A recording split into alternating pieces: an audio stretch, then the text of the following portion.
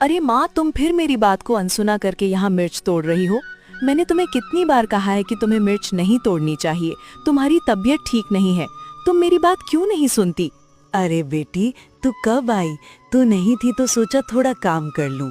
तेरे रहते तो मैं कोई काम कर ही नहीं पाती। तुम्हारी तबीयत ठीक नहीं है, तुम्हारी भलाई के लिए ही तो मना करती हूँ। मैं हूँ ना माँ, फिर तुम काम क्यों करती हो? सारा दिन यूं ही बैठना मुझे अच्छा नहीं लगता। इतना काम पड़ा रहता है, नहीं करेंगे तो कैसे चलेगा? तू तो हर समय इस घर में नहीं रहेगी। आज नहीं तो कल तेरी शादी करनी ही होगी, तब तो अपना काम खुद ही करना पड़ेगा। क्या तुम सारा दिन मेरी शादी के बारे में ही सोचती रहती हो? और कोई चिंता नहीं है तुम्हें? बस शादी शादी। क्या मुझे अपने से दूर करना चाहती हो? जिसकी शादी लायक बेटी होती है उसके मन में कितनी चिंताएं होती हैं, ये तो नहीं समझेगी। मुझे वो सब समझने की जरूरत नहीं। तुम अब यहाँ से जाओ, बाकी काम मैं कर लूंगी। मैं लगभग 1 टोकरी मिर्च तोड़ चुकी हूँ। तेरे साथ थोड़ी और तोड़ देती हूँ, तेरा काम आसान हो जाएगा। आज बाजार भी नहीं जाना पड़ेगा। उसकी चिंता मुझे है। तुम घर जाओ और आराम करो। हाट तो शाम को लगेगा, तब तक मैं सब काम कर लूंगी। लेकिन मुझे कोई लेकिन नहीं सुनना, जो कहा है वो करो। चारों तरफ कितना अंधेरा हो गया है। आज मिर्च बेचते बेचते देर हो गई। माँ घर पर मेरी चिंता कर रही होगी। मुझे जल्दी घर पहुंचना होगा। ये क्या, तुम लोगों ने मेरा रास्ता क्यों रोका? छोड़ो मेरा रास्ता। अरे ओ नीलम, ये चांदनी रात में कहाँ निकल पड़ी हो? और तुम्हारा रास्ता छोड़ने के लिए थोड़ी ना रोका है। ये बताओ, इतनी रात में क्या अकेली घर जा रही हो? तो डर नहीं लग रहा है? अच्छा चलो, कोई बात नहीं, जंगल वाले रास्ते से चलो, हम स्वयं तुम्हें छोड़ आते हैं। आओ मेरी नीलम। मैं जंगल से क्यों जाऊं? मैं इसी रास्ते से जाऊंगी। रास्ता छोड़ दो, वरना अच्छा नहीं होगा। अरे तो कर क्या लोगी? हैं? क्या कर लोगी? हेलो, बाजार में तेरी वजह से हमारा धंधा नहीं चलता।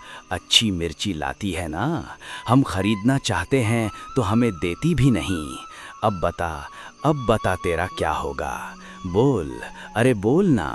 अब क्यों बोलती बंद हो गई? तुम लोग आधी कीमत भी नहीं देते, इसीलिए नहीं देती। दया करो, मेरे साथ ऐसा मत करो। हम बहुत असहाय हैं। कोई है? मुझे बचाओ। छोड़ो, मुझे बचाओ। छोड़ो, मुझे बचाओ। ए बदमाशों, तुम्हारी इतनी हिम्मत कि एक लड़की पर हमला करते हो, हैं? तुम्हारी तो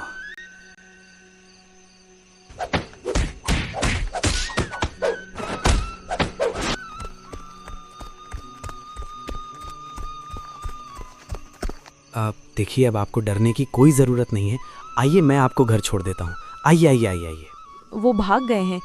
धन्यवाद, लेकिन घर तक आने की जरूरत नहीं, मैं खुद चली जाऊंगी। मेरे इकलौते बेटे की शादी है।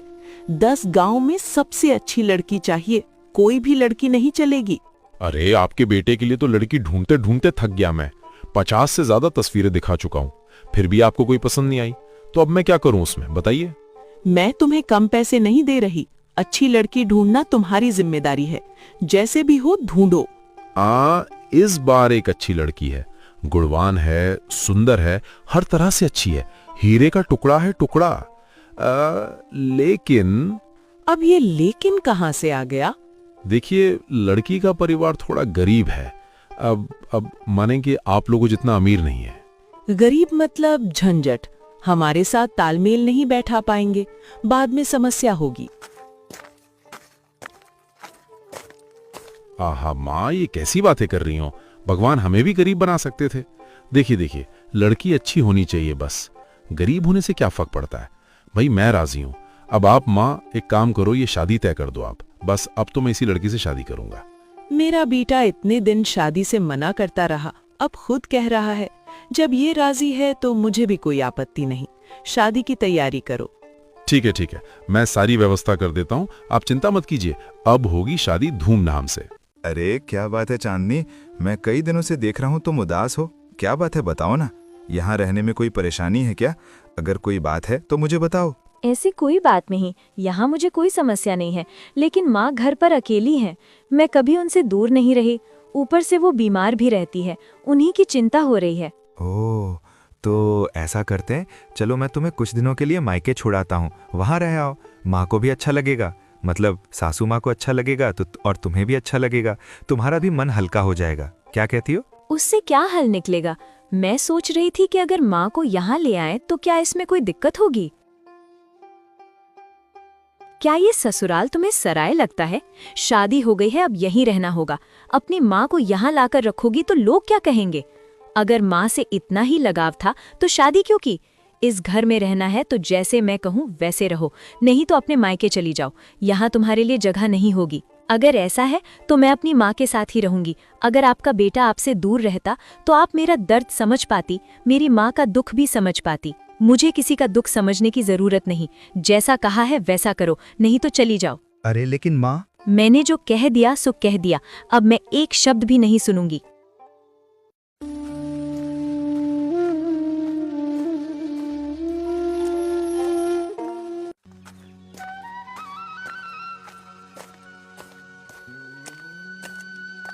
माँ, तुम इतनी मेहनत करके मिर्च के पौधों में पानी दे रही हो, अब तुम्हें मेहनत करने की जरूरत नहीं।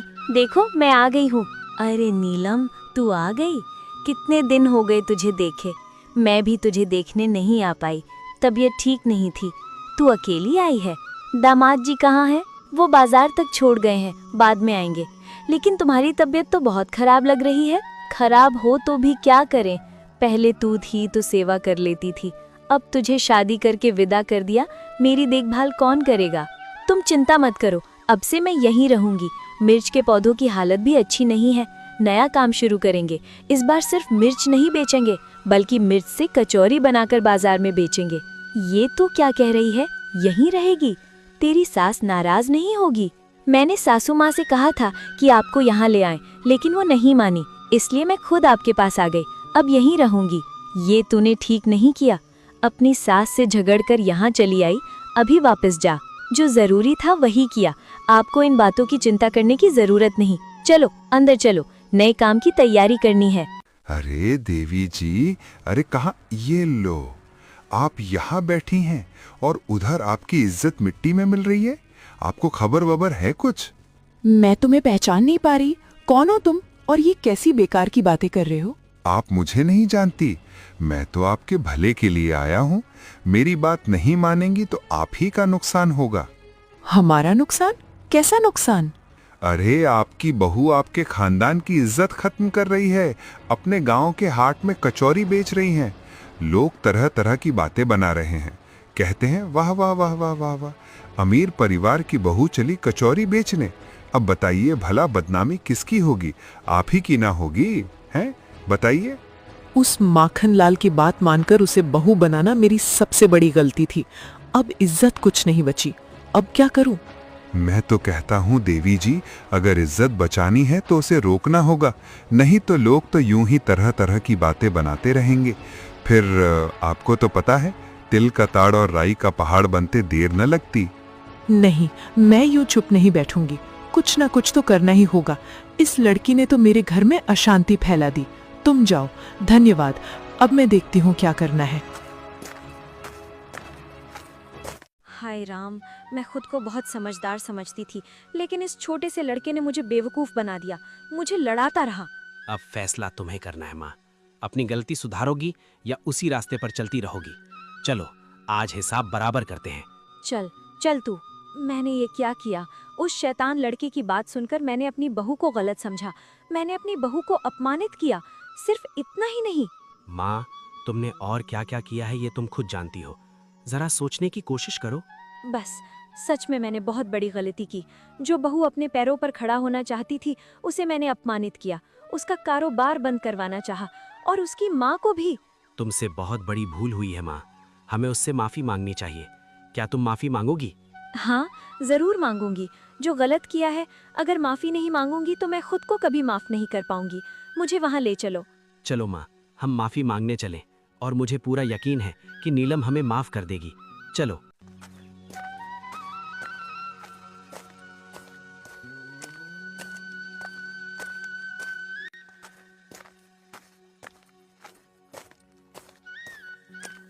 हाँ, अरे आप लोग इस समय यहाँ, कुछ हुआ क्या?